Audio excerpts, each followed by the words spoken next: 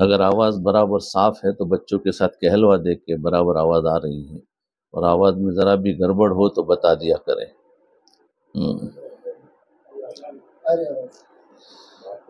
الحمد للہ نحمده ونستعینه ونستغفره ونؤمن به ونتوکل علیہ ونعوذ باللہ من شرور انفسنا ومن سیئات اعمالنا من يهده الله فلا مضل له ومن يضلل فلا هادي له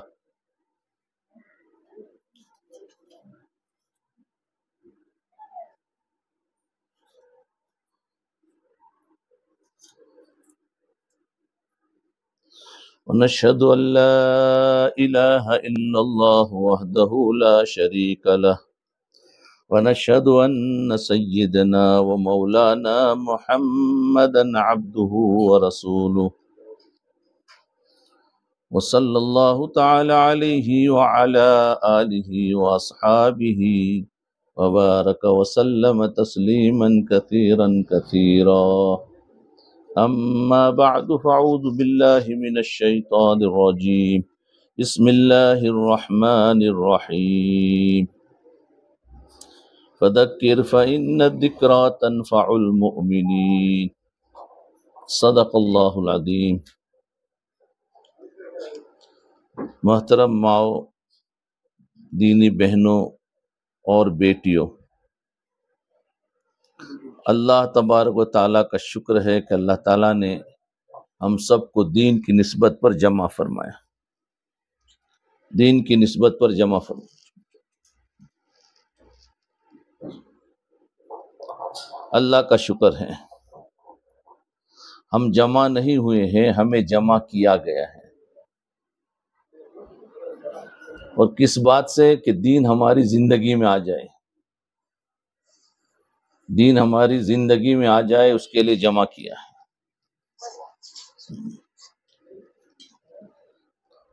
جی، دین فکروں سے زندگی میں آتا ہے۔ انسان جتنی فکر کرے گا اتنا دین اس کی زندگی میں آئے گا۔ میں نے جو آیت پڑھی ہے فذکر فإن الذکریٰ تنفع المؤمنین، فرمایا ایک دوسرے کو نصیحت کیجئے، ایک دوسرے کو یاد دلائیے، ایک دوسرے کو روک ٹوک کیجئے۔ فرمایا نصیحت کرنا بہت ہی بڑا نفع ہے، یہ مومنین کے لیے بہت نفع کی چیز ہے۔ تو روک ٹوک کرنا، امر بالمعروف نہی عن المنکر کرنا، یہ سارا کا سارا جو نفع دینے والی چیز ہے۔ آج ہر ایک نے یہ سمجھ رکھا ہے جس کو جو چاہے کرے، مجھے اس سے کوئی مطلب نہیں۔ ہم سب کو تو روک ٹوک نہیں کر سکتے، لیکن جہاں کر سکتے ہیں وہاں پر کرنا نفع دیتا ہے۔ تربیت جو ہوتی ہے، تربیت کے اندر ہمیشہ روک ٹوک ہوتا ہے۔ ماتحتوں کے اندر اگر ہم تربیت کرنا چاہتے ہیں، یا اگر مدرسہ ادارہ چلا رہے بچیوں کا، تو اس ادارے میں ہمیں روک ٹوک کرنا پڑتا ہے۔ اپنی اولاد ہے تو اپنے اولاد کے اندر روک ٹوک کرنا پڑتا ہے، نصیحت کرنا پڑتا ہے، بار بار یاد دلانا پڑتا ہے، یہ نفع دیتا ہے، اس سے تربیت ہوتی ہے۔ اگر اس میں نہ کیا جائے تو تربیت نہیں ہوتی ہے، ایسے ہی ان کے حال پر چھوڑا جائے تو بگڑ جاتا ہے۔ اس کی مثال ایسی ہے، کوئی اگر گارڈن میں جاؤ، کوئی باغ کے اندر جاؤ، تو باغ کے اندر جو پودے لگے ہوئے ہوتے ہیں، ان پودوں کی ان کا مالی جو ہوتا ہے، باغ کا مالی، وہ پودوں کو کاٹ چھانٹ کرتا ہے، روک ٹوک کرتا ہے۔ اگر ان کو کاٹنا اور چھانٹنا بند کر دے تو پودے بدصورت ہو جاتے ہیں، وہ باغ جانے کے قابل نہیں ہوتا ہے، دیکھنے کے قابل نہیں ہوتا ہے، بلکہ پریشان ہو جاتے ہیں۔ اور اگر اسی باغ کا مالی اس پودوں کو ہفتے میں، مہینے میں اگر اس کو کاٹ چھاٹ کرے تو اتنا خوبصورت لگتا ہے کہ سب لوگ اس کو دیکھنے کے لیے آتے ہیں۔ تو یہ ہے کہ روک ٹوک سے فائدہ ہوتا ہے کہ باغ خوبصورت لگتا ہے، کوئی بھی درخت ہو وہ درخت بھی یعنی غلط پھیل جاتا ہے تو اس کی بھی کاٹ چھانٹ ہوتی ہے، کاٹ چھانٹ سے وہ درخت بھی اچھا لگنے لگتا ہے۔ تو جس اولاد کی تربیت نہ کی جائے تو اولاد بھی بگڑ جاتی ہے، پھر اولاد قابل نہیں رہتی ہے، پھر اس کی عزت نہیں ہوتی ہے، بلکہ اولاد کامیاب ہوتی ہے جب روک ٹوک کیا جائے۔ اور اسلامی معاشرہ اسی طریقے سے زندہ ہوتا ہے۔ اسلامی معاشرہ زندہ کرنے کے لیے ایک دوسرے کو نصیحت کرنا بہت ضروری ہے، لیکن نصیحت کرنے میں پہلے خود اس پر عمل کرنے والے ہو، خود ان چیزوں سے بچے ہوئے ہو، اور نصیحت بھی کرنا اللہ کی رضا کے لیے ہو، کسی کو حقارت کے لیے نہ ہو۔ ان شرائط کے ساتھ کروں گے تو روک ٹوک فائدہ دے گا، لیکن اگر ہم نے یہ شرائط کا دھیان نہ رکھا تو ہمارا روک ٹوک بھی نقصان دے گا، اس سے بھی بچے بگڑ جائیں گے، کیونکہ اس کے ذریعے سے ان کی آپس میں دل ٹوٹنے والے بن جائیں گے۔ اور یہ اسلام میں تھا۔ حضرت عمر رضی اللہ عنہ کے زمانے میں، دور صحابہ میں بھی روک ٹوک تھی، تحقیر کے لیے نہیں بلکہ یہ تربیت کے لیے کیا جاتا ہے۔ ایک مرتبہ حضرت عمر رضی اللہ عنہ منبر پر تشریف فرما تھے اور فرمایا اطیعوا واسمعوا، فرمایا میری بات سنو اور میری بات کی اطاعت کرو۔ دیکھو امیر المومنین ہیں، منبر سے کہہ رہے ہیں، لیکن ان کے درمیان میں سے ایک شخص کھڑا ہوا جو حق گو تھا۔ حق گو تو سبھی تھے، لیکن ایک شخص کھڑا ہوا، اس کے دل میں سوال پیدا ہوا اور کہنے لگا لا نسمع ولا نطیع، کہ ہم آپ کی بات کو نہیں سنیں گے اور ہم آپ کی اطاعت نہیں کریں گے۔ امیر المومنین نے پوچھا بھرے مجمع میں، ان کو یہ نہیں تھا کہ میری عزت چلی گئی اور یہ کون شخص ہے، وہ کیوں ہمیں ٹوک رہا ہے، نہیں، ہماری زندگی ایسی کلیئر ہو کہ کوئی اگر ہمیں ٹوکنا چاہے، کوئی ہمیں ہماری غلطی دکھانا چاہے تو وہ آسانی کے ساتھ میں ہماری غلطی دکھا دے اور ہم اس کو قبول بھی کر۔ یہ ہماری زندگی اتنی کلیئر ہونی چاہیے۔ آج ہماری زندگی اتنی کلیئر نہیں ہے، اتنی صاف نہیں ہے، جس کی وجہ سے نہ ہم کسی کی بات کو قبول کرتے ہیں اور نہ کسی کو کہنے کا موقع ملتا ہے کہ کہیں گے تو بات تو قبول نہیں کریں گے بلکہ جھگڑا ہوگا۔ اگر ایسی دلوں میں باتیں آ رہی ہے تو اس طریقے سے اگر ہوگا تو معاشرہ بگڑتا جائے گا،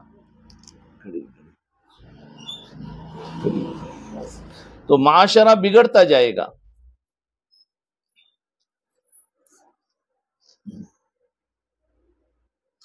تو معاشرہ جو ہے، حضرت عمر رضی اللہ عنہ ٹوک رہے ہیں۔ حضرت عمر رضی اللہ عنہ نہیں، حضرت عمر رضی اللہ عنہ فرمایا سنو اور اطاعت کرو۔ تو فرمایا، ایک آدمی پوچھا کہ ہم نہیں سنیں گے، ہم نہیں اطاعت کریں گے۔ پوچھا کیوں؟ سوال پوچھو، اس سوال کا جواب دینا چاہیے۔ ہماری زندگی کلیئر ہوتی، کسی نے ہماری غلطی دکھا دی تو اس کا جواب دو۔ اگر ہمارے پاس غلطی کا جواب نہیں ہے تو معافی مانگو یا غلطی سے توبہ کرے، اور اگر ہے کسی کو بدگمانی ہوئی ہے تو فوراً بتاؤ۔ فرمایا کیا بات ہے؟ کہنے لگے امیر المومنین مال غنیمت تقسیم ہوا تھا، تو اس مال غنیمت کے تقسیم ہونے میں سب کو ایک ایک چادر ملی تھی، لیکن میں دیکھ رہا ہوں کہ آپ کے بدن پر 2 چادریں ہیں، تو آپ نے 2 کیوں لی؟ آپ کو بھی ایک ہی ملنی چاہیے۔ دیکھو ایسے لوگ تھے، اور ایسے بڑے بھی ایسے تھے جو باتوں کو سنتے تھے۔ انصاف بھی ایسا تھا کہ جو سب کے ساتھ ہے وہ میرے ساتھ بھی ہو۔ یہ نہیں ہے کہ سب کے ساتھ معاملہ الگ ہے اور اپنے ساتھ معاملہ الگ ہے، بلکہ ایک طرح سے رہتے تھے۔ یہ اسلامی معاشرہ ہے کہ جس میں بادشاہ بھی، امیر بھی ایسا ہو اور مامور بھی ایسے ہو۔ اگر امیر نے کچھ اپنے ساتھ میں کچھ زیادہ لیا ہے کچھ تقسیم کرنے میں، اور مامورین کو کچھ کم دیا ہے، تو یہ پکڑ ہوگی، اس لیے کہ انصاف کے خلاف۔ اب وہ صحابہ صاف دل کے تھے، انہوں نے دیکھا کہ انہوں نے ان کو کہا کہ بھائی تیری بات بالکل صحیح ہے اور تیرا سوال بھی بالکل صحیح ہے، میرے سب کو ایک ایک چادر ملی ہے، مجھے بھی ایک ہی چادر ملی ہے، لیکن میرے پاس جو دوسری چادر ہے یہ میرے بیٹے عبداللہ ہے، ان سے پوچھ لو۔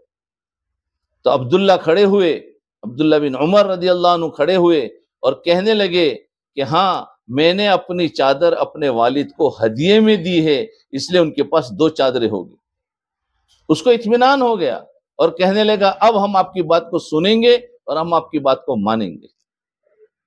سبحان اللہ۔ تو دیکھو بات کو کلیئر کر دی، بدگمانی کو دور کر دیا، ورنہ بدگمانی پھیلتی رہتی ہے۔ ہماری زندگی ایسی ہونی چاہیے کہ ہماری اگر کوئی حرکت سے کسی کو بدگمانی ہو تو بدگمانی والی بہن ہو یا کوئی بھی ہو وہ ہمیں آ کر پوچھ سکتی ہے، لیکن آج بتاؤ ہماری پرسنالٹی اور ہماری شخصیت ایسی بن گئی ہے کہ کوئی بھی بہن آنے سے اور پوچھنے سے ڈرتی ہے۔ اسلامی معاشرہ یہ تھا، صحابہ کے زمانے میں ہر ایک پوچھا کرتے تھے کہ آپ نے ایسا کیوں کیا۔ ایک مرتبہ امیر المومنین حضرت معاویہ رضی اللہ عنہ وہ خلیفہ بنے اور انہوں نے ایک حدیث سن رکھی تھی حضور کے زمانے میں، فرمایا ایک زمانہ آئے گا جو قیامت کے قریب کا زمانہ ہوگا، اور وہ زمانہ ہوگا کہ جس میں امیر کو کوئی ٹوکنے والا نہیں ہوگا، ذمہ داروں کو کوئی ٹوکنے والا نہیں ہوگا۔ جی، تو اگر وہ زمانہ کوئی ٹوکنے والا نہیں ہوگا، یعنی ظاہر بات ہے کوئی نہیں ٹوکے گا، کوئی نہیں پوچھے گا، تو اس کا مطلب ہر ایک ڈرے گا، تو فرمایا وہ زمانہ قرب قیامت کا ہوگا۔ تو امیر المومنین حضرت معاویہ رضی اللہ عنہ نے سوچا کہ میرا زمانہ کون سا زمانہ ہے؟ فرمایا وہ شر کا زمانہ ہوگا۔ انہوں نے فرمایا جب تک تمہیں کوئی ٹوکنے والا رہے گا تب تک تم خیر کے زمانے میں ہو، اور جب تمہیں کوئی ٹوکنے والا نہ رہا تو تم شر کے زمانے میں چلے گئے۔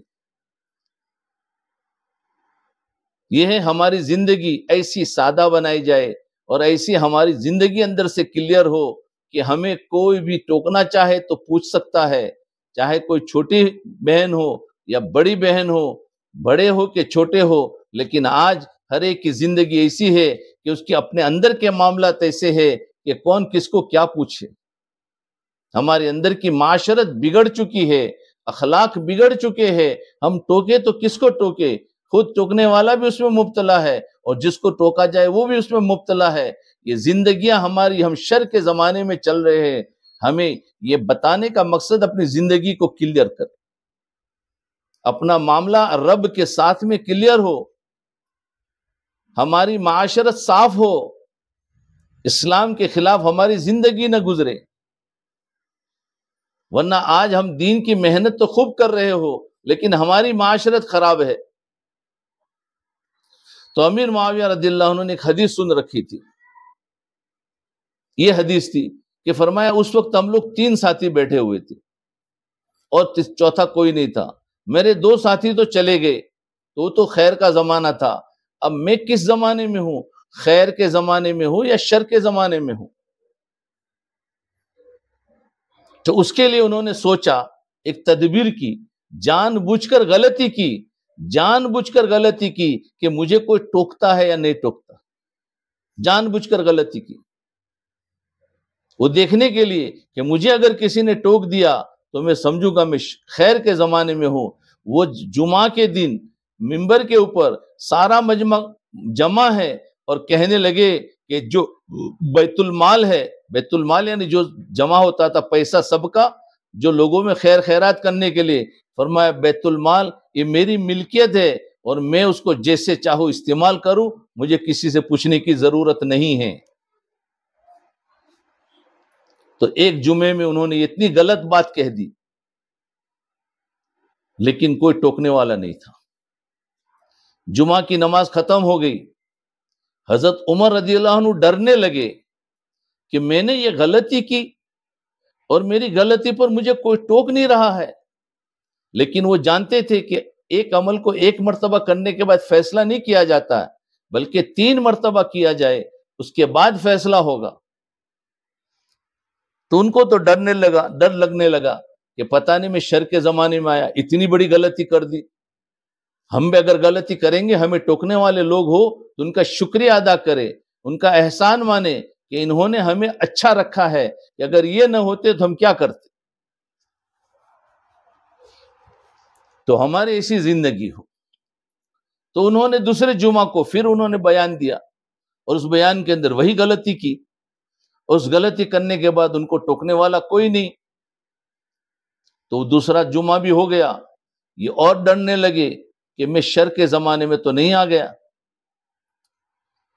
چنانچہ انہوں نے تیسرا جمعہ آیا، تیسرے جمعے کے اندر بھی انہوں نے ایسی ہی غلطی کی، غلط بات کہی، کہا بیت المال میرا ہے اور میں اس کو جیسے چاہوں استعمال کر سکتا ہوں۔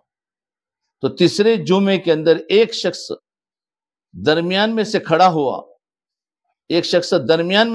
ہوا، اور کھڑا ہو کر کہنے لگا امیر المومنین، یہ بیت المال آپ کی ملکیت نہیں ہے، بلکہ یہ تمام عوام کی ہے، اور آپ ان سے پوچھے بغیر آپ کوئی مال استعمال نہیں کر سکتے ہیں، پوچھے بغیر کوئی مال استعمال نہیں کر سکتے ہیں۔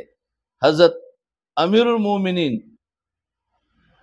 یعنی حضرت امیر معاویہ رضی اللہ عنہ منبر سے اترنے کے بعد اس کی پیشانی کو بوسہ دیا اور کہنے لگا کہ تو نے میرے ایمان کو بچا لیا، اس کو ٹوکا نہیں، اس کو روکا نہیں، اس کو سزا نہیں دی، تو کون ہوتا ہے امیر المومنین کے سامنے بولنے والا، بلکہ اس کی پیشانی کو بوسہ دیا اور کہا تو نے میرے ایمان کو بچا لیا، اور پھر پوری حدیث سنائی کہ میں نے حدیث سن رکھی تھی، میں نے اس حدیث پر دیکھنے کی وجہ سے کہ میں کون سے زمانے میں ہوں، میں خیر کے زمانے میں ہوں یا شر کے زمانے میں ہوں، میں اس کو دیکھنے کے لیے میں نے جان بوجھ کر یہ غلطی کی تھی، لیکن 2 جمعہ میں مجھے کوئی ٹوکنے والا نہ رہا، کوئی غلطی بتانے والا نہ رہا، مجھے ڈر ہو گیا کہ مجھے امیر المومنین کی وجہ سے سب میرے سے ڈر رہے ہیں اور مجھے کوئی غلطی نہیں دکھا رہا ہے، لیکن آج تم نے غلطی بتائی میری تو مجھے بہت خوشی ہوئی ہے، اور اس کی تعریف کی۔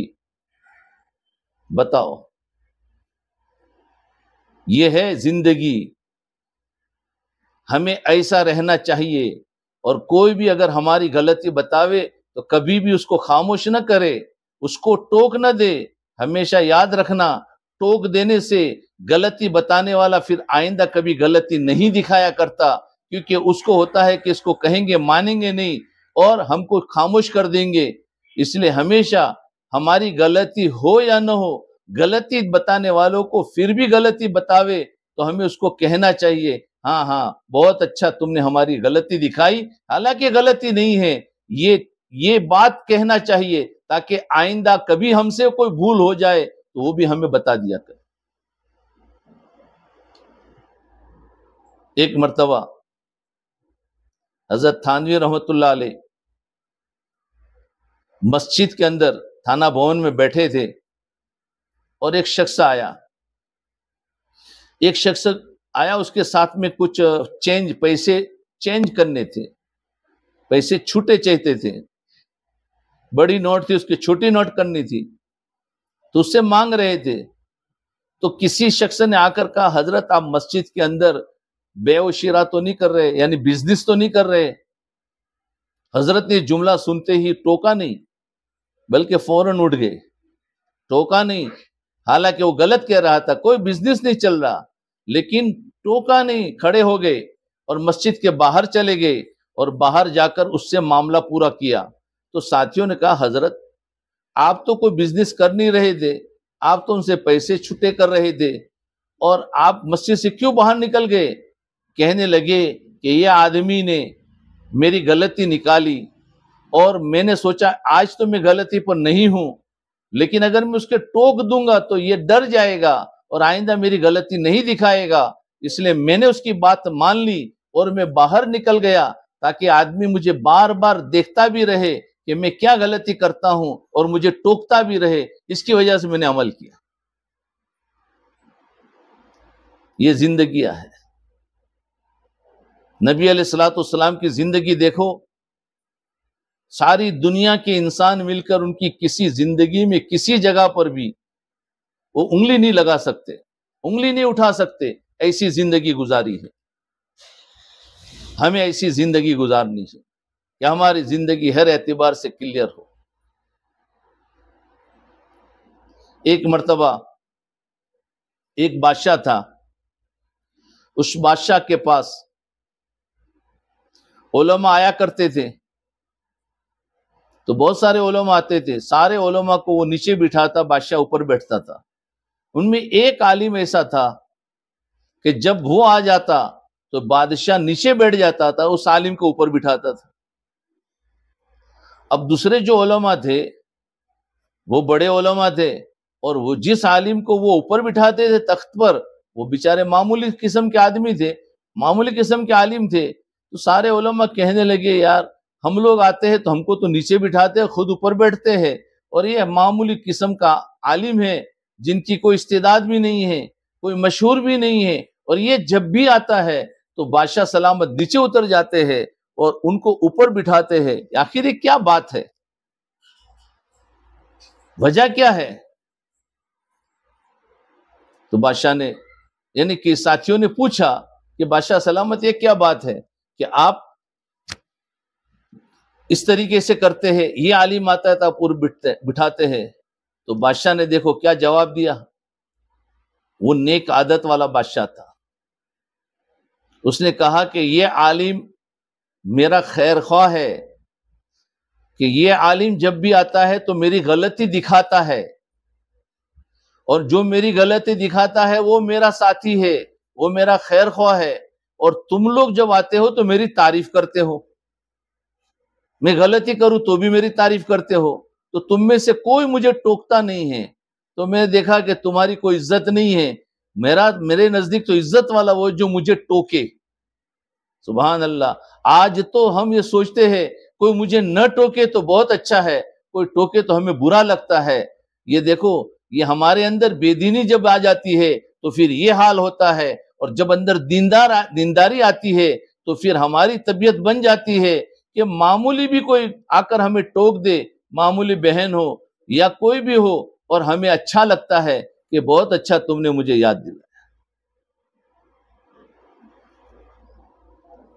بہت اچھا گھڑی،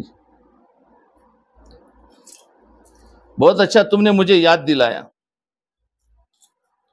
تو یہ تھا ہارون رشید بادشاہ جو ہے۔ تو ابھی دیکھو یہ ایسے قصے ہیں کہ آج ہماری عادت بھی کیا ہوگی، ہمیں کوئی ٹوکے نہیں، اور ٹوکنے والا ہمیں برا لگتا ہے، غلطی نکالنے والا ہمیں برا لگتا ہے، بلکہ ہمیں اپنے آپ کو ایسا بے تکلف رکھنا چاہیے کہ کوئی بھی، یہاں تک کہ استاد ہے تو شاگرد بھی ہماری غلطی نکال دے تو ہمیں اس کو بھی قبول کرنا چاہیے، کیونکہ ہماری عیب اس کے سامنے آئیں گے، بعض مرتبہ ہم بھول جاتے ہیں۔ تو ماں باپ ہو، اولاد ہو، تو جتنا غلطی کو نکالنے والے بنیں گے اتنا ہماری تربیت ہوتی رہے گی۔ تربیت اسی میں ہے، یہ ہے بہت ہارڈ کام، بہت مشکل کام کہ غلطی نکالنا، اس سے ہماری عزت جائے گی، لیکن جو تربیت چاہتے ہیں وہ اس طریقے سے کرتے۔ ہارون رشید ایک بادشاہ تھا، اس نے اپنے وزیر سے کہا کہ مجھے لے چلو ایسے عالم کے پاس جو مجھے ٹوکے۔ وہ سارے علماء کی ملاقات کراتا تھا ان کا وزیر، لیکن کہتے نہیں مجھے تو ایسے کے پاس لے چلو۔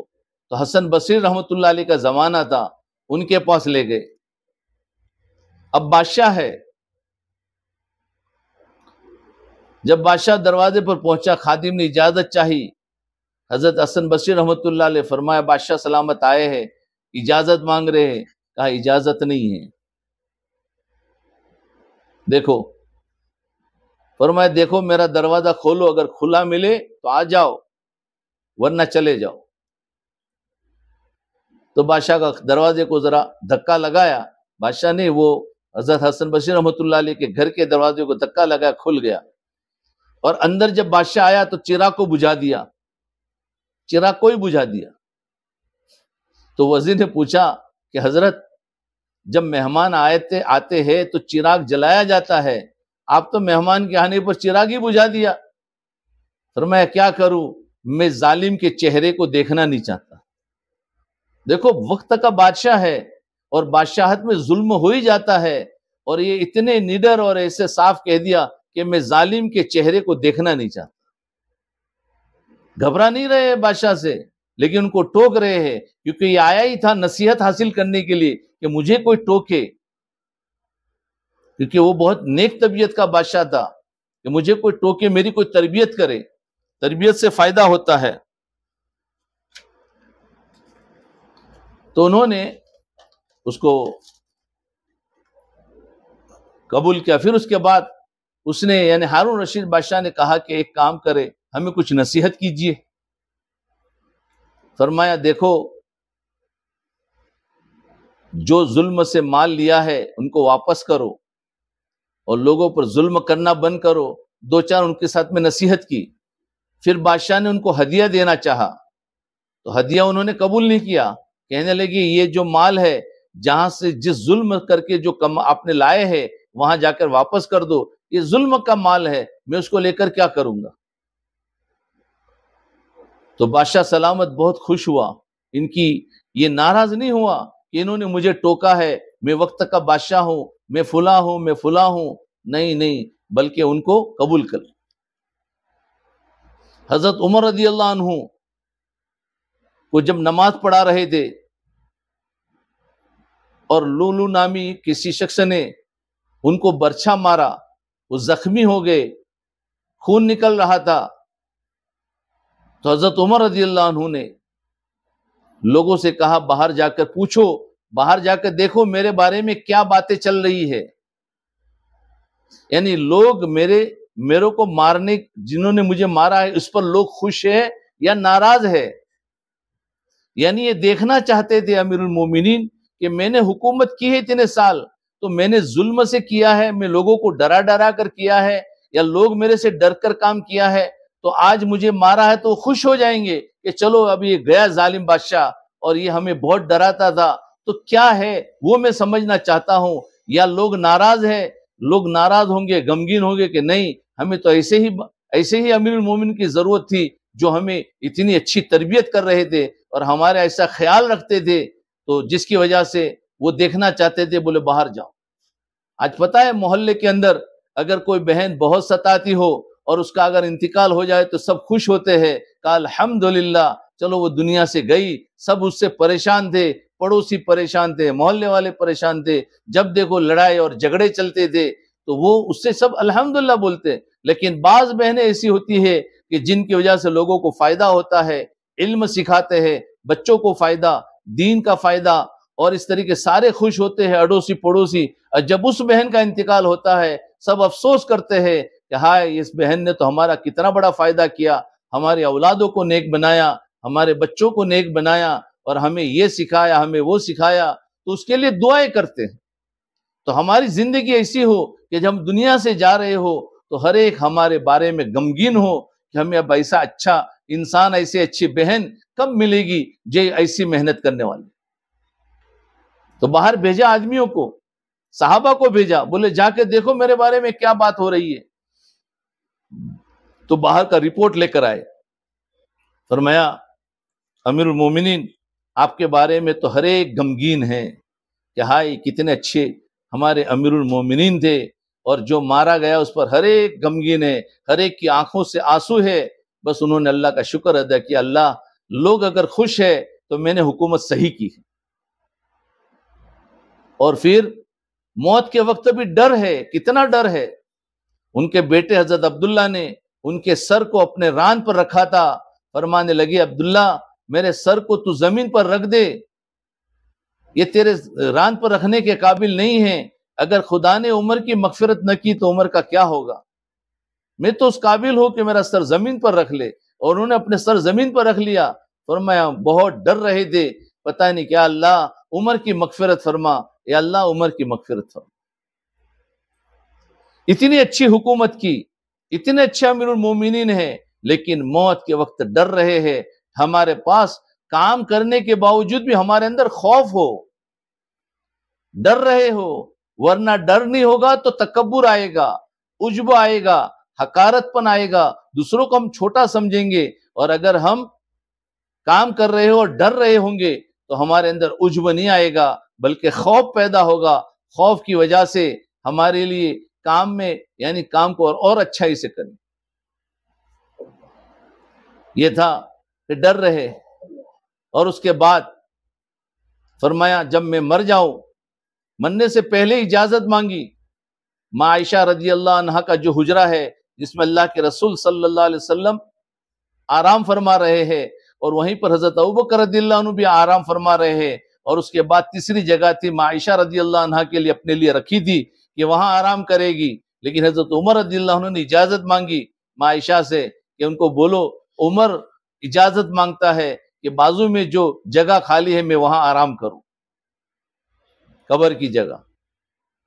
ماں عائشہ رضی اللہ عنہ نے اجازت دے دی حیاتی میں، لیکن انہوں نے سوچا کہ عمر حیات ہے، ہو سکتا ہے عمر کی شرم کے مارے اجازت دے دی ہو، مرنے کے بعد انتقال ہو گیا۔ بیٹے سے فرمایا لے جانا میرے جنازے کو اور روزے کے سامنے رکھنا، حضرت ماں عائشہ رضی اللہ عنہ سے اجازت پھر لینا، اگر اجازت دے دے تو لے جانا، ورنہ عام قبرستان میں مجھے دفن کر دینا۔ یہ امیر المومنین ہے جو لوگوں کی خبر لیا کرتے تھے، راتوں میں نکلا کرتے تھے کہ لوگ کس حال میں سو رہے ہیں۔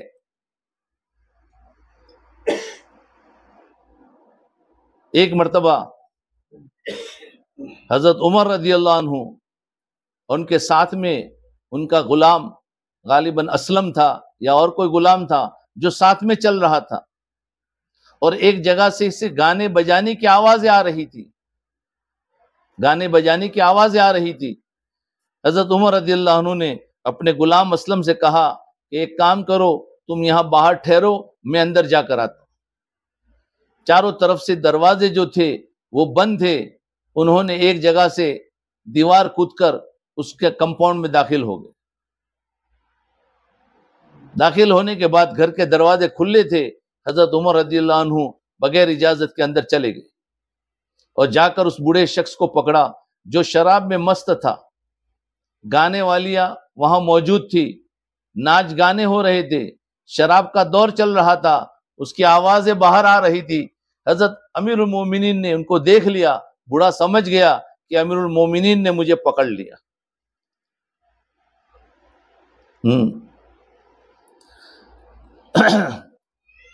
تو بوڑھے نے کہا امیر المومنین سزا دینے میں جلدی نہ کرے، سزا دینے میں جلدی نہ کرے، میں نے غلطی کی ہے، لیکن میری ایک غلطی ہے، آپ نے 3 غلطیاں کی ہیں، اب لو دیکھو غلطی بتا دی، اس نے ان کو ٹوک دیا، کہا میں نے ایک غلطی کی ہے، آپ نے 3 غلطی کی دی ہے۔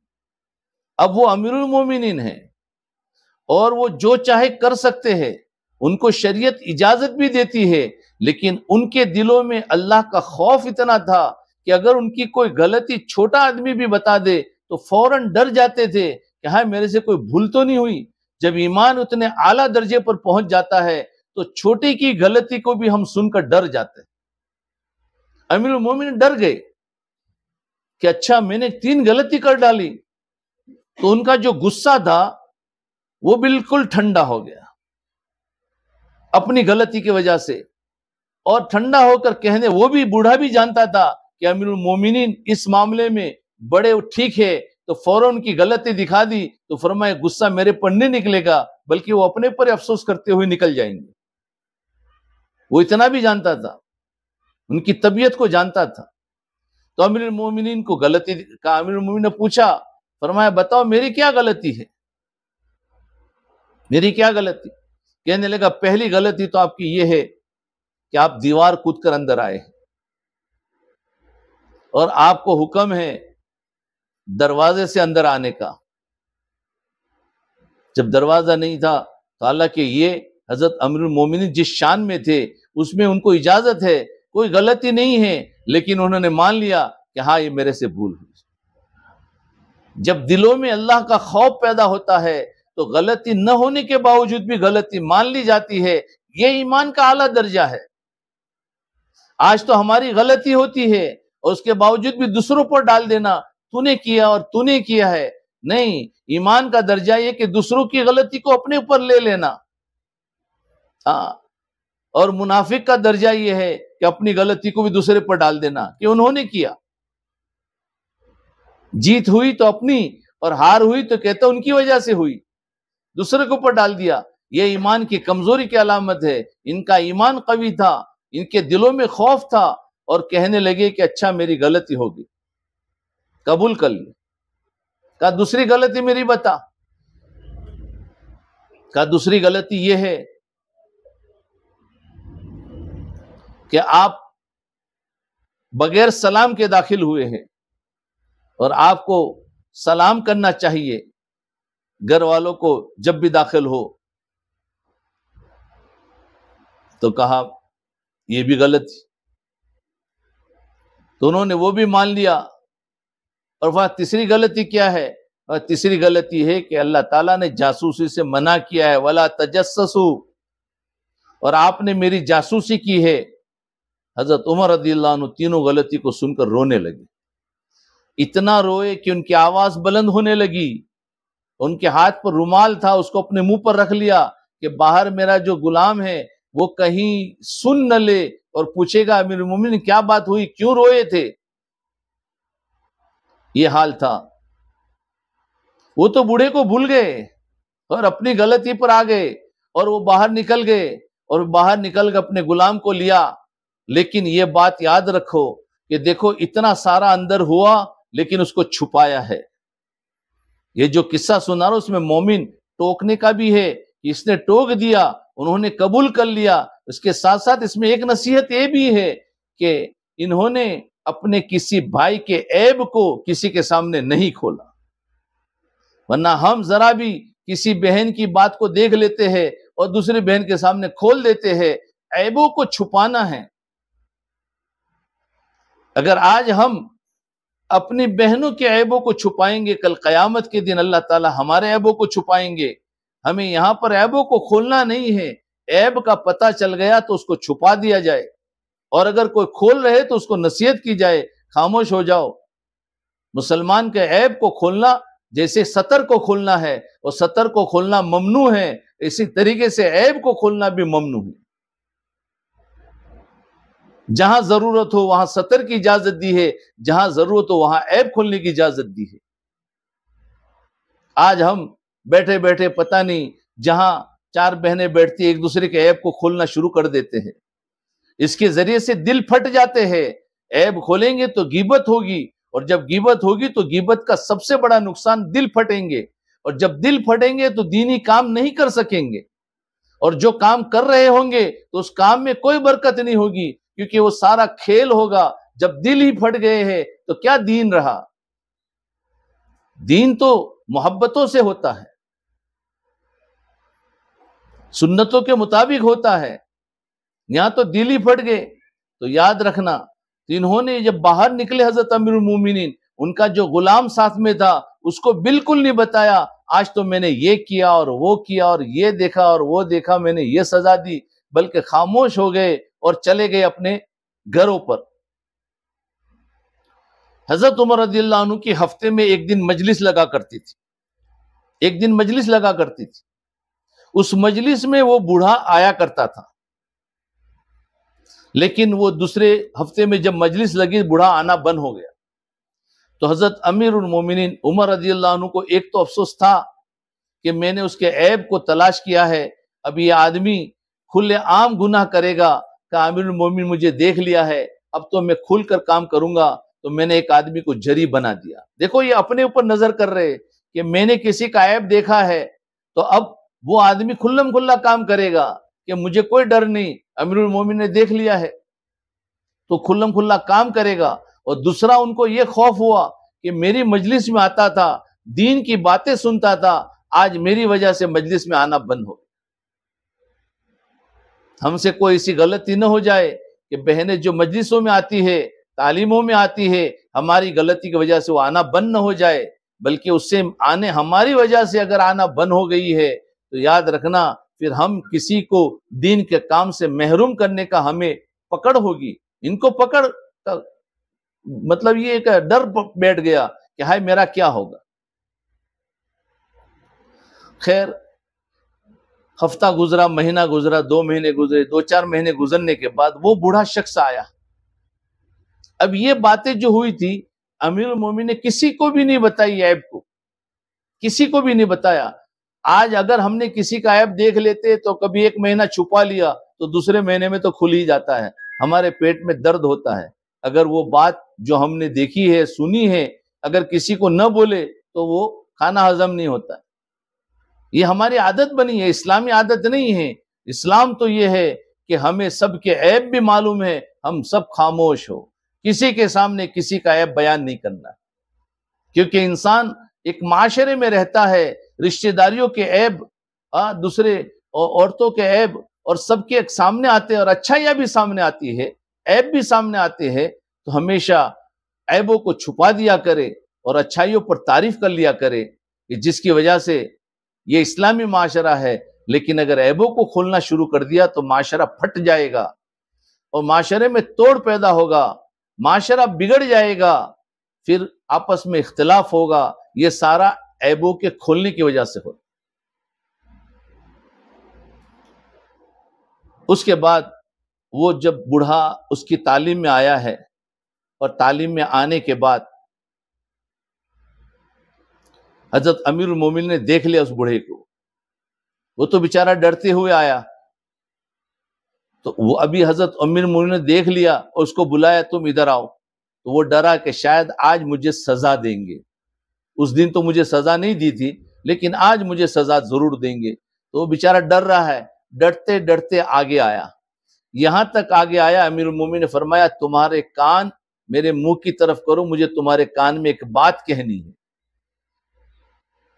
ٹھیک ہے، وہ اتنا قریب آیا، ان کے کان کے اندر ایک بات کہی کہ دیکھو اس دن رات کا جو عیب تمہارا میں نے دیکھا ہے، میں نے آج تک کسی کو نہیں بتایا ہے، اس لیے تم گھبرانا نہیں اور تم میری تعلیم میں برابر آتے رہنا۔ وہ عیب کسی کو بتایا ہی نہیں ہے کہ ان کو تو اس کا ڈر تھا۔ تو اس بوڑھے نے کہا امیر المومنین مجھے بھی ایک بات آپ کے کان میں کہنی ہے۔ کہا کیا ہے؟ تو انہوں نے کان میں بات کہی کہ امیر المومنین اس دن جو آپ نے مجھے عیب میں دیکھا تھا، میں نے اسی دن توبہ کر لی ہے، اور آج تک میں نے نہ کوئی شراب پیے ہے، نہ کوئی گانے بجانے کا کچھ کام کیا ہے، میں نے اس دن سے توبہ کر دی ہے۔ تو امیر المومنین نے کہنے لگے تکبیر، تو سب نے کہا اللہ اکبر، لیکن پورے مجمع کو یہی پتہ نہیں ہے کہ ان دونوں میں آپس میں کیا بات ہو رہی۔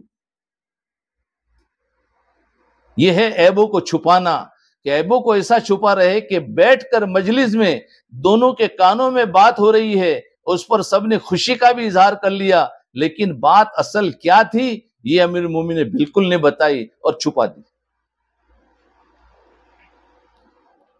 تو یہ ہے کہ آپس میں روک ٹوک کا ہمارا مزاج ہوگا۔ جب روک ٹوک کریں گے تو اس سے ہماری تربیت ہوتی ہے، اور چاہے جوان بچیاں ہو تو وہ بھی سمجھے کہ اگر ماں باپ ہمیں روک ٹوک کر رہے ہیں، ماں باپ کو بھی چاہیے پیار اور محبت سے، کیونکہ روکنے اور ٹوکنے کا جو انداز ہے وہ ناصحانہ ہو، وہ حاکمانہ نہ ہو۔ آج ہم حاکمانہ انداز سے کہتے ہیں، حاکمانہ انداز سے بچے بات نہیں سنیں گے، ناصحانہ انداز سے بات سنیں گے، درد کے ساتھ بات کریں گے، اور بار بار تنگ نہیں کرنا ہے۔ بعض مرتبہ ہم بچوں کو تنگ کر دیتے ہیں، کسی بات کو منوانے کے لیے نماز نہیں پڑھتے ہیں تو نماز کے لیے اتنا تنگ کرتے ہیں کہ بچے کے دل کے اندر نماز سے نفرت ہو جاتی ہے، چاہے بچہ زبان سے نہیں بول رہا ہے۔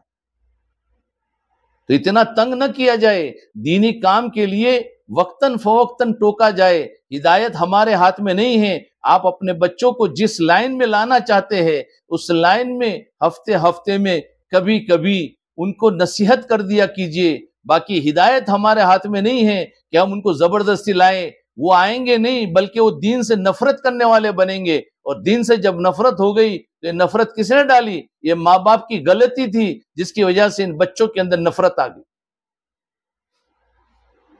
ہم سمجھتے ہدایت ہمارے ہاتھ میں ہے، آج ہم نے کہا بچے ہدایت پر آ جائیں گے، کل سے نمازی بن جائیں گے، کل سے فلاں کام کرنے والے بن جائیں گے۔ نہیں، نصیحت کرنی پڑتی ہے۔ کوئی 10 سال میں، کوئی 5 سال میں، کوئی 10 سال میں بنیں گے بچے ہو جاتے۔ ہاں، یہاں تک کہ شریعت کے خلاف بھی کام کر رہے ہیں، ہمیں تکلیف بھی ہوگی، ہم صبر کریں گے، اللہ سے مانگیں گے، اور ان کو کبھی کبھی دل سے کوئی بات ایسی نکل جائے گی، بچے کے دل میں ٹچ ہو جائے گی۔ لیکن تنگ نہیں کرنے کا بچوں کو، جب تنگ کریں گے تو نفرت، دین سے نفرت ہوگی، ماں باپ سے نفرت ہو جائے گی، پھر یہ بچے دوسرے دین پر چلے جائیں گے۔ یہ ماں باپ کا قصور ہوتا ہے۔ خاص کر کے ماں کو چاہیے کہ اپنے جوان بچے جو ٹین ایج کے ہو گئے ہیں ان کو اپنے ساتھ میں رکھے، اور ساتھ میں خوشی کے ساتھ، زبردستی نہیں، بلکہ ان کو بتاؤ چلو فلاں جگہ جاتے ہیں، اور وہاں ساتھ میں آنے کے بعد بھی ان کو تنگ نہ کرے، آزاد چھوڑے، کیا کر رہے ہیں تو ان کو صحبت کی ضرورت ہے۔ ماں اس کو اپنے ساتھ میں رکھے گی تو یہ بچے اس صحبت میں بنیں گے، وہ تعلیم کے حلقہ دیکھیں گے، دوسری نیک بہنوں کو دیکھیں گے، تو ان کے دلوں میں جذبہ پیدا ہوگا کہ میں یہ بنوں۔ لیکن آج سب سے بڑا قصور، لوگ میرے پاس آتے ہیں کہ ہمارے اولاد کے لیے دعا کریں، نافرمان بن گئی۔ میں نے کہا نافرمان بنی نہیں ہے، نافرمان آپ نے بنایا ہے، یہ ماں باپ کا قصور ہے۔ کہا کیسے؟ کہا اس طریقے سے کہ آپ نے ان کو تنگ کیا ہے، اور جتنا تنگ کروں گے اتنے نافرمانی بڑھتی ہے۔ اللہ کے رسول صلی اللہ علیہ وسلم نے کبھی تنگ نہیں کیا ہے، یہاں تک کہ دعوت بھی جہاں جہاں دی ہے وہاں پر ایک ایک کو بار بار جا کر پریشان نہیں کیا ہے، بلکہ آپ الگ الگ انداز سے، الگ الگ طریقے سے اللہ سے مانگتے ہوئے دیتے رہے۔ حضرت خالد بن ولید، حضرت اکرمہ بن ابو جہل، ان کو کتنے سالوں تک دعوت دیتے رہے، اسلام نہیں لائے۔ کیا آپ نے ان کو تنگ کر دیا؟ بلکہ ہمارا کام ہے دعوت، اس لیے دعوت کہتے ہیں دل کے درد کے ساتھ میں دینا ہے، اور ہدایت ہمارے ہاتھ میں نہیں ہے۔ ہدایت تو جن سال میں لکھی ہوگی، حضرت خالد بن ولید فتح مکہ کے بعد ان کی ہدایت تھی، وہ آگے عمرہ کے بعد، عمرہ کرنے آئے تھے، عمرہ کے بعد ان کو ہدایت لکھی ہوئی تھی۔ خالد بن ولید نے بہت ستایا حضرت سفیان، ابو سفیان جو تھے ان کی بھی ہدایت لکھی ہوئی تھی۔ جب مکہ فتح، اس وقت اسلام میں داخل ہوئے ہیں، ورنہ تو مکہ کے اندر رہتے ہوئے بہت دعوت دی لیکن قبول نہیں ہوئے۔ آپ صبر کے ساتھ چلتے رہے، یہاں تک کہ تکلیفیں ہوتی رہی کہ یہ بے دینی کی زندگی گزار رہے ہیں۔ سب سے زیادہ ہمارے نبی کو کتنی تکلیف ہوئی ہوگی کہ بے دینی کی زندگی گزار رہے ہیں، لیکن آپ صبر کرتے رہے۔ تو صبر بھی کوئی چیز ہے، اس صبر پر اللہ ہمارے درجات کو بلند کراتے ہیں۔ اس لیے اولاد کی تربیت کا سب سے اچھا انداز تو بچپن سے ہے، جب وہ پیدا ہو گئے اسی وقت سے ہے، لیکن ہم اس وقت فکر نہیں کرتے ہیں، اور جب ٹین ایج میں چلے گئے یا اس کے اوپر چلے گئے اور اب ان کے پر لگ گئے اور وہ ہمیں نافرمانی میں آ گئے، اور اب ہمیں فکر ہوتی ہے، اب ان کو ڈانٹ ڈپٹ کر سیدھا بنانا چاہتے تو کبھی نہیں ہو سکتا۔ بچوں کی تربیت کا انداز بچپن سے کرنا چاہیے۔ اس وقت میں جو ہم کر رہے ہیں بچوں کے ساتھ ٹائم دینا چاہیے، سمجھانا چاہیے، جس بات پر لانا ہے تو وہاں سے بچوں کا ایک ذہن بنتا ہے۔ ہم نے بچپن میں آزاد چھوڑا ہے، اور اب بالغ ہونے کے بعد اب ان کو پابند کرتے ہیں۔ اب پابند کیا ہوگا؟ اب آنے میں ٹائم لگے گا، اب ہمیں صبر کرنا پڑے گا۔ اولاد آئے گی، نیک بنے گی، ضرور بنے گی، لیکن تنگ نہ کرے۔ یہ میں بار بار اس لیے کہہ رہا ہوں کہ میرے پاس جو کارگزاری آئی ہے وہ اتنا تنگ کرتے ان کے ماں باپ، جس کی وجہ سے بچے ہی بیچارے گھر سے بھی دور ہو جاتے، گھر میں جانا بھی پسند نہیں کرتے ہیں، دوسروں سے دوستی کرتے ہیں تاکہ ہمیں چین اور سکون مل جائے۔ تو بس میری دینی بہنوں، یہ چند باتیں تھی، نصیحت کے طور پر کوئی بیان نہیں۔ اللہ تعالی ہمیں اس پر عمل کی توفیق عطا فرمائے کہ یہ تربیت کے متعلق سمجھو ساری باتیں تھی کہ روک ٹوک کرنا ہے، اس کا انداز کیسا ہو، اور وہ بھی اخلاص کے ساتھ ہو اور ناصحانہ انداز میں ہو، تو یہ ساری شرائط کے ساتھ میں روک ٹوک ہوگا تو کام دے گا، اور اگر یہ بغیر شرع اور حاکمانہ ہوگا تو قبول نہیں کیا جائے گا، بلکہ وہ رد ہو جائے گا، وہ دعوت ہی نہیں ہے۔ دعوت ہمیشہ قبول ہوتی ہے، دعوت میں 3 شرطیں: بات حق ہو، کہنے کا ڈھنگ صحیح ہو، اور نیت صحیح ہو، جب جا کے وہ بات قبول کی جاتی ہے، اور بات ضرور قبول ہوگی، لیکن پہلی مرتبہ میں نہ ہو تو آہستہ آہستہ ہوگی۔ تو یہ چند باتیں ہیں، انشاءاللہ اس پر عمل کریں گے تو ہماری اولاد بھی صحیح ہوگی، ہماری زندگی بھی کلیئر ہوگی، اور ہمیں بھی اپنے اللہ سے تعلق اور اللہ کا خوف بٹھانا ہے۔ عبادتیں تو ہم بہت کرتے ہیں، یاد رکھنا عبادت جتنی زیادہ کریں گے تو ہماری زیادہ مغفرت ہوگی، ایسا نہیں ہے، بلکہ پورے دین پر ہم چلیں گے تو ہماری مغفرت ہوگی۔ آج ہمارے پاس عبادتوں کا دین ہے لیکن معاملات کا دین بالکل نہیں ہے، معاشرت کا دین بالکل نہیں ہے، اولاد کی تربیت کا دین بالکل نہیں ہے، جس کی وجہ سے ہماری اس لائن کی وجہ سے ہماری کمزوری ہے، تو ہماری پکڑ ہو جائے گی۔ صرف عبادت کی لائن کا دین نہیں کافی ہے، اور معاشرت اور معاملات میں مجاہدہ زیادہ ہے، معاشرت اور معاملات میں مجاہدہ زیادہ ہے، اور اس کو ہم لیتے نہیں ہیں، اور اسی سے ہمارا فائدہ زیادہ ہے۔ ابھی اخلاق پر تو کوئی بات نہیں ہوئی، ورنہ اخلاق مستقل ایک کام ہے جس کی وجہ سے ہمارا معاشرہ صحیح بنتا ہے۔ تو بس یہ چند باتیں، اللہ ہمیں عمل کی توفیق عطا فرمائے۔ ابھی یہ ہے کہ میں چند کلمات پڑھاؤں گا، ہم توبہ کرتے ہیں، پچھلی زندگی سے ہم توبہ کرتے ہیں، تو توبہ کے کلمات پڑھاتا ہوں۔ یہ کلمات پڑھنا بھی سنت ہے، یہ بھی نبی علیہ الصلوۃ والسلام کی ایک سنت ہے کہ نبی علیہ الصلوۃ والسلام نے بھی لوگ یعنی صحابیات کو اور مردوں کو اور عورتوں کو بھی بیعت کی ہے، اور بیعت کے لیے آتے تھے۔ بیعت کا لفظ تو آپ نے سنا ہوگا، بیعت کا معنی ہے عہد اور ارادہ کرنا۔ ارادہ کس بات کا؟ کہ ہم آئندہ نیکوکاری کی زندگی گزاریں گے، اور ہم توبہ کرتے ہیں۔ تو میں توبہ کے کلمات پڑھاؤں گا، سب کلمات پڑھے۔ بسم اللہ الرحمن الرحیم۔ لا الہ الا اللہ محمد الرسول اللہ، آمنت باللہ وملائکتہ وکتبہ ورسلہ والیوم الآخر والقدر خیرہ وشرہ من اللہ تعالی والبعث بعد الموت۔ آمنت باللہ کما ہوا باسمائہ وصفاتہ وقبلت جمیع احکامہ، اقرار باللسان وتصدیق بالقلب، اشہد ان لا الہ الا اللہ واشہد ان محمدا عبدہ ورسولہ۔ استغفر اللہ ربی من کل ذنب واتوب الیہ، استغفر اللہ ربی من کل ذنب واتوب الیہ، وصلی اللہ تعالی علی خیر خلقہ وعلی آلہ واصحابہ اجمعین برحمتک یا ارحم الراحمین۔ یہ توبہ کے کلمات پڑھے ہیں، یہ سنت ہے، بیعت ہونا سنت ہے کہ ہر ایک مرد اور عورت کو کسی نہ کسی اللہ والے سے تعلق ہونا چاہیے۔ یہ روحانی تعلق آپ کا جڑ گیا ہے، جس کی وجہ سے ابھی آپ کو روحانی نیٹ ورک ملتا رہے گا۔ اگر آپ دل سے متوجہ ہوں گے تو آپ کو نیٹ ورک ملتا رہے گا۔ ایک آپ کا جو روحانی جو تھا نیٹ ورک کٹا ہوا تھا، وہ ایک اللہ والوں سے جڑ گیا ہے، اس لیے اس کو توبہ کے کلمات کہہ کر ان کو شریک کر لیتے ہیں۔ اب اس کے اندر چند معمولات بتائے جاتے ہیں، بہت ہی آسان ہے کرنا، لیکن کریں گے تو اس سے بہت فائدہ ہوگا۔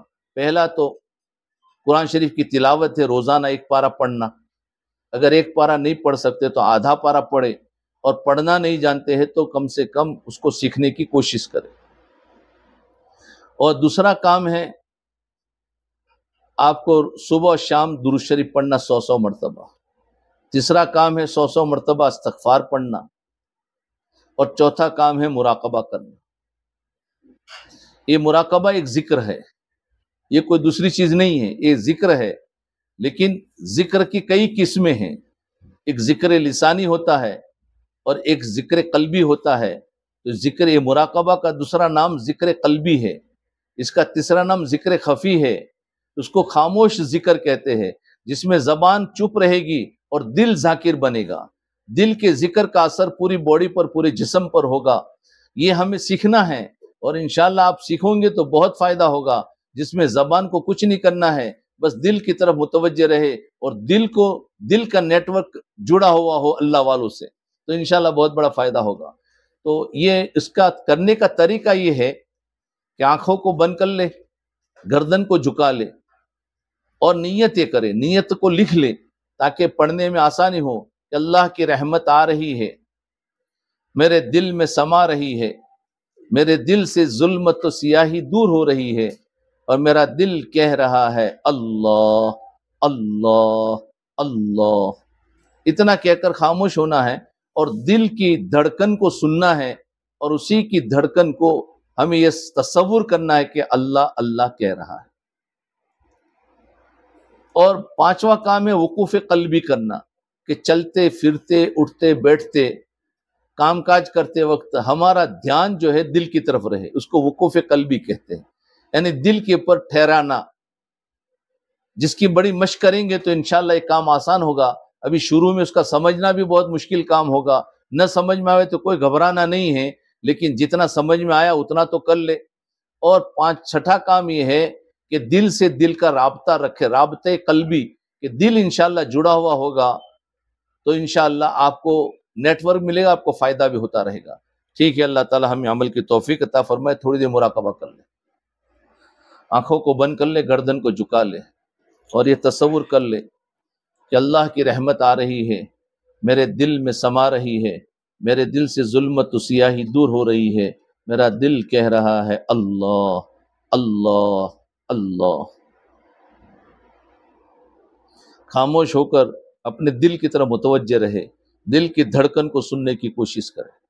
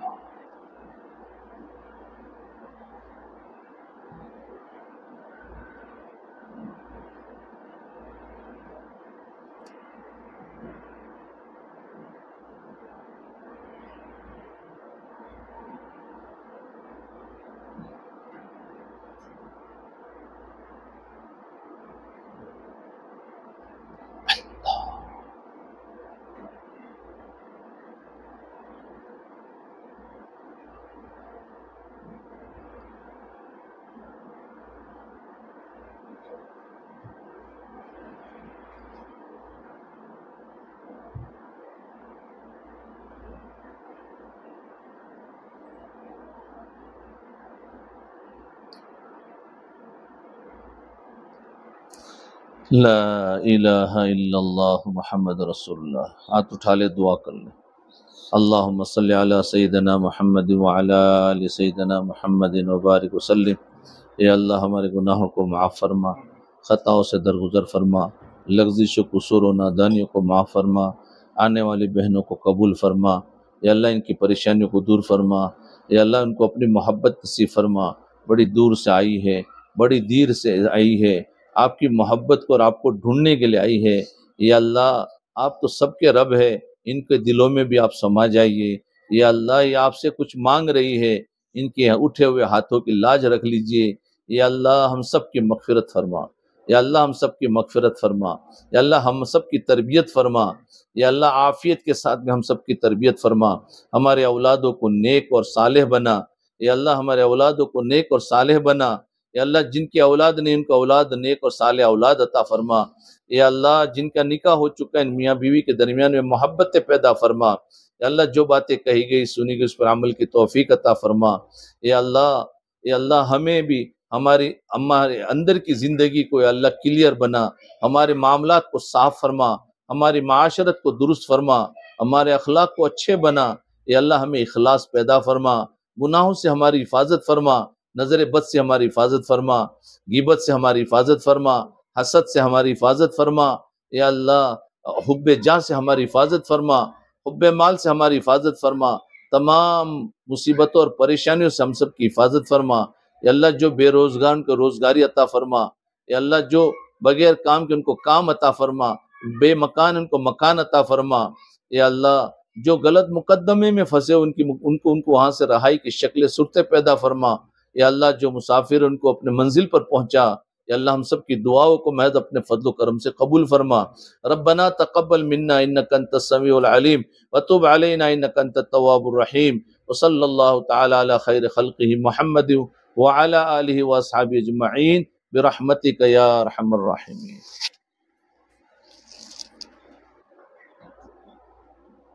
اس پر رکھ لے کیا لے کر آتا ہے، ٹھہر تو صحیح، تھوڑا سانس تو لینے دے یار۔